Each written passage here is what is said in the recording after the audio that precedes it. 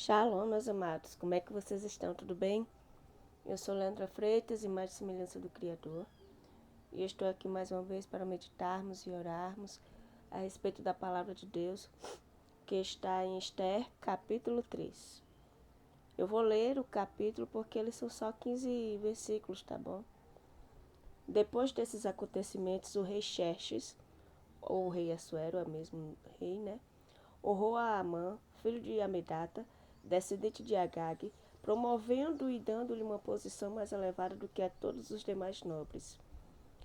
Todos os oficiais do palácio real curvavam-se e prostravam-se diante de Amã, conforme as ordens do rei. Mardoqueu, porém, não se curvava nem se prostrava diante dele. Então os oficiais do palácio real perguntaram a Mardoqueu: por que você desobedece à ordem do rei? Dia após dia eles lhe falavam, mas ele não lhes dava atenção e dizia que era judeu. Então contaram tudo a Amã para ver se o comportamento de Mardoqueu seria tolerado. Quando Amã viu que Mardoqueu não se curvava nem se prostrava, ficou muito irado. Contudo, sabendo quem era o povo de Mardoqueu, achou que não bastava matá-lo. Em vez disso, Amã procurou uma forma de exterminar todos os judeus, o povo de Mardoqueu, em todo o império Xerxes. No primeiro mês do 12º ano do reinado do rei Xerxes, no mês de Nisan, lançaram isto é, a sorte, na presença de Amã, para escolher um dia e um mês para executar o plano. E foi sorteado o 12º mês, o mês de Adar, ou seja, o ano seguinte.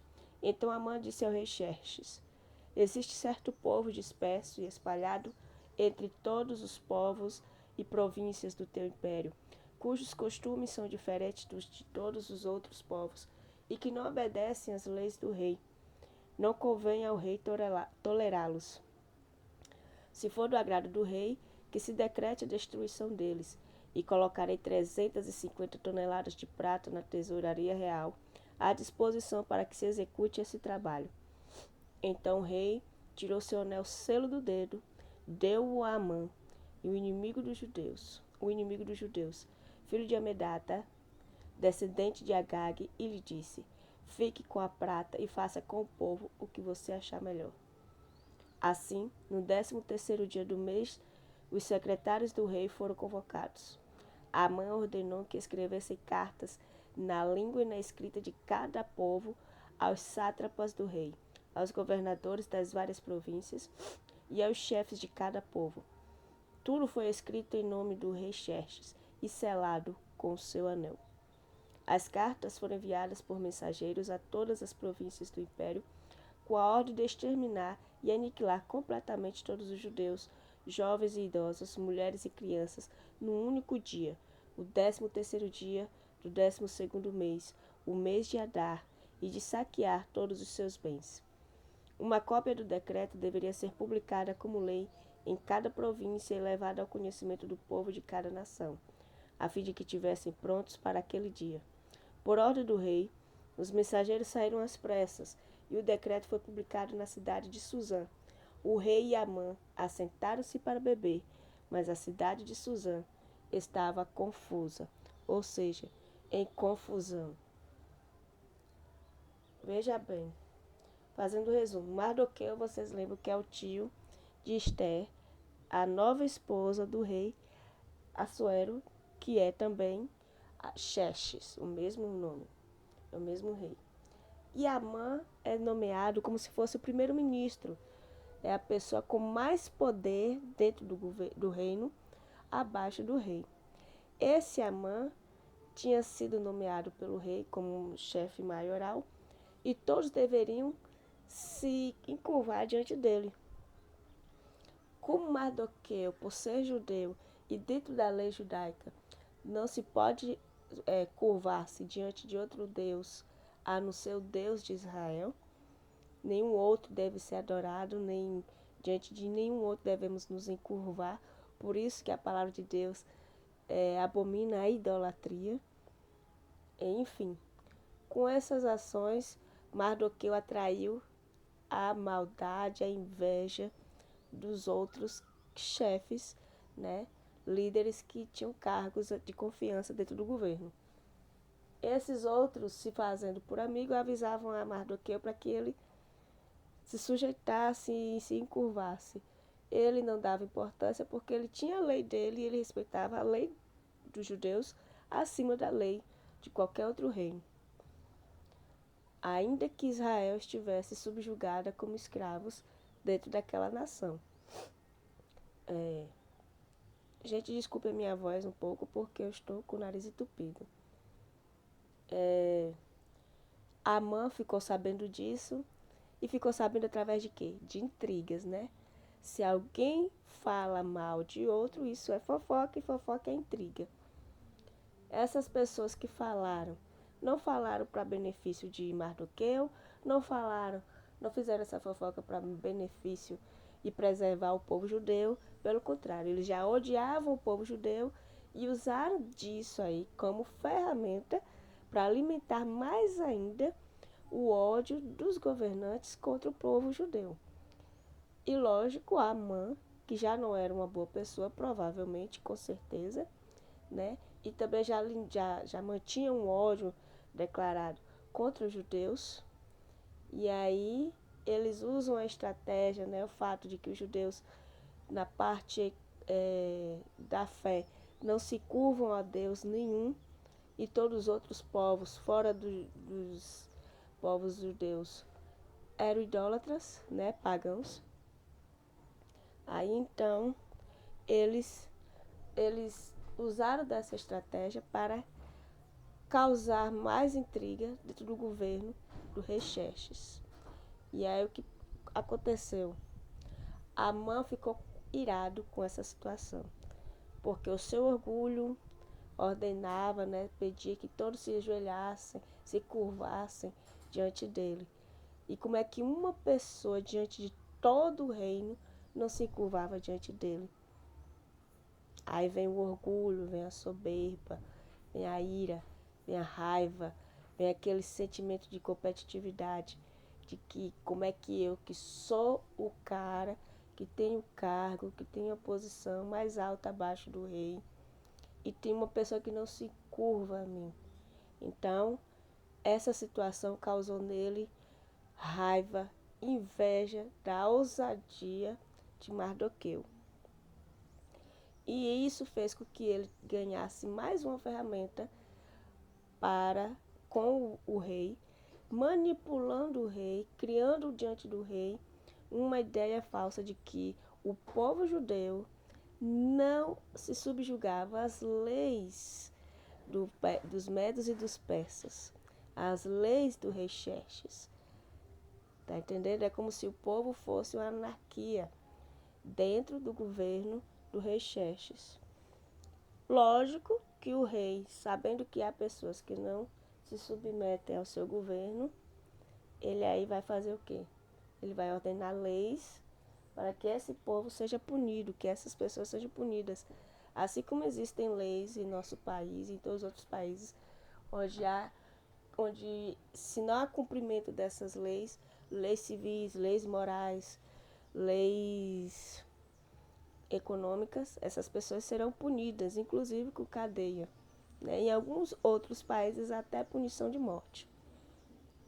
Então, essa lei criada, Mardoqueu, por ser desobediente, vamos dizer assim, ao rei, criou, alimentou a ira, a raiva, a inveja, o sentimento de intriga, de maldade contra os judeus dentro daquele reino, fez com que o rei ficasse irado ao saber disso, da forma como ele soube.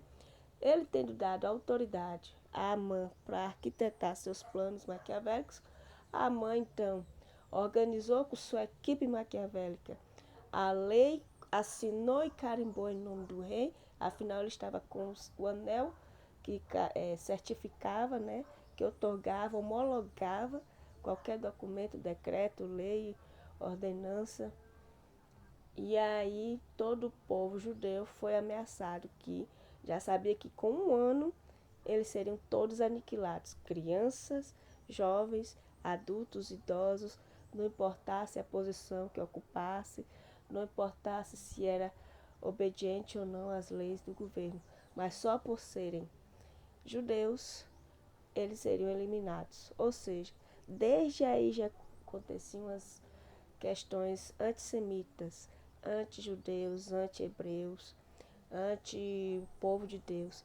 Você já vê que não é só a Rússia que é contra os judeus, não é só Irã, Iraque, Hamas, Palestina, que são contra os judeus. Já vem antigo, isso já é uma questão antiga. E por isso, sim, não é só uma questão política, isso é uma questão diabólica, principalmente. Porque qual o interesse dos outros povos, incluindo a União Europeia e tantos outros países, quererem, dentro das faculdades, nas políticas públicas, em tudo, querer desfazer ou criar situações contra os judeus? Por que essa perseguição aos judeus? Já se pararam para pensar? Isso é diabólico. Isso não é somente na questão humana, isso é espiritual também. Mas isso é coisa para quem estuda política, para quem estuda teologia. E eu não sou especialista da área, mas o que se sabe não vem do humano somente, vem do inferno essas coisas contra o povo judeu e hoje contra o cristão. O cristão também é perseguido. E aí então, enquanto o povo está lá sofrendo, já pensou uma lei dentro do Brasil que diz assim: eu vou aniquilar todos os negros do Brasil, vou aniquilar todas as mulheres, vou aniquilar todos os que estão desempregados. É como se fosse uma lei desse tipo, absurda, né, em toda a nação. E é lógico que o povo ia ficar assustado, amedrontado, em confusão, perplexo, né, atordoado. Imagine como é que não estava aquela nação naqueles dias, naquele período, enquanto Amã, que arquitetou toda a maldade junto com sua equipe maquiavélica, e o rei, acreditando nos seus enganos, acreditando no que ele dizia, bebiam, festejavam dentro do palácio e todo um país em confusão. Você está vendo o que é que faz a inveja, a intriga em qualquer ambiente? Ela satisfaz somente aos causadores de intriga e de inveja, mas ela destrói todo o resto em volta.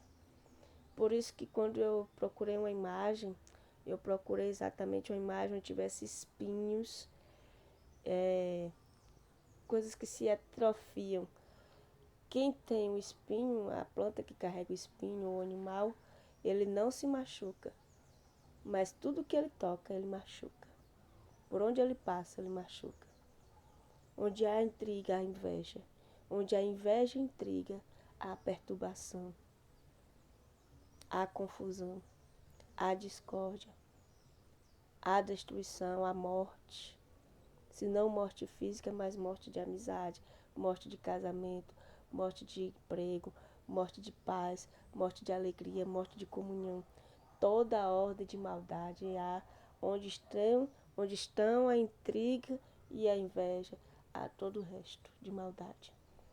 Que Deus tenha misericórdia de nós e que não sejamos semeadores desses sentimentos malignos, dessas sementes satânicas. Porque o que semearmos, logo ceifaremos, logo colheremos.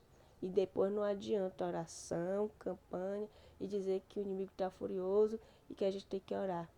Porque cada um de nós tem que ter caráter, decência suficiente para reconhecer o próprio erro, o próprio pecado, se arrepender, confessar diante do Senhor, diante dos homens, porque uma das formas do diabo perder forças sobre nós é nós confessarmos nossos erros uns aos outros e buscarmos libertação em oração, palavra e jejum, em uma vida de santidade, porque isso sim é que traz libertação, no nome de Jesus, claro, do que só falar, só chorar, só dizer que está arrependido e continuar com as mesmas práticas. Não adianta.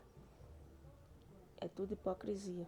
Por isso precisamos sim do Senhor, porque tem coisas que estão enraizadas no sangue, na alma, no espírito, que só o sangue de Jesus para libertar. Por isso a palavra de Deus diz que sem Ele nada podemos fazer. Sem Ele, de fato, nada podemos fazer, principalmente na nossa libertação. Vamos orar? Deus amado, em nome de Jesus, te pedimos ao Senhor perdão pelas falhas e transgressões, pelas vezes que andamos com inveja e intrigas em nosso coração, semeando maldades, semeando espinhos por onde a gente passava. Perdão, Senhor. Se você lembra, meu irmão, minha irmã, de palavras e atitudes que você semeou em relação a contra alguém, por inveja, por intriga, por fofoca, confesse, lembre da pessoa e da situação agora e confesse diante do Senhor. Não confesse para outros ouvirem, mas para o Espírito Santo de Deus ouvir, para Deus ouvir, e peça perdão em nome de Jesus. Busque do Senhor libertação em nome de Jesus e transformação. E não deixe que esse sentimento, esse tipo de caráter te domine, mas antes seja dominado pelo poder do nome do sangue de Jesus, pela força do Espírito Santo, e semeie os frutos do Espírito Santo em nome de Jesus. Senhor, nosso Deus e nosso Pai, pedimos perdão, nos transforma, nos liberta, nos faz novas criaturas em Cristo Jesus, para o Teu reino ser glorificado e nós sermos transformados, Senhor. Livra-nos de todo mal, guarda-nos, Senhor, santifica-nos, Senhor. É o que te pedimos e agradecemos. Consagramos a Ti as nossas vidas, nosso ser e o nosso dia, a nossa noite, a nossa semana, nossa família, nosso trabalho, nossa saúde, nosso corpo, nossas necessidades e anseios. Em nome de Jesus, fica conosco e te agradecemos por tudo. Amém e graças a Deus. Meus amados, continue conosco. Deixe seu like, seu comentário. Compartilhe. Se inscrevam no canal. Incentive outras pessoas a se inscreverem. E vamos caminhando junto até a volta de Jesus, anunciando o seu reino e sua justiça. Amém? Deus abençoe e até amanhã, se Deus quiser.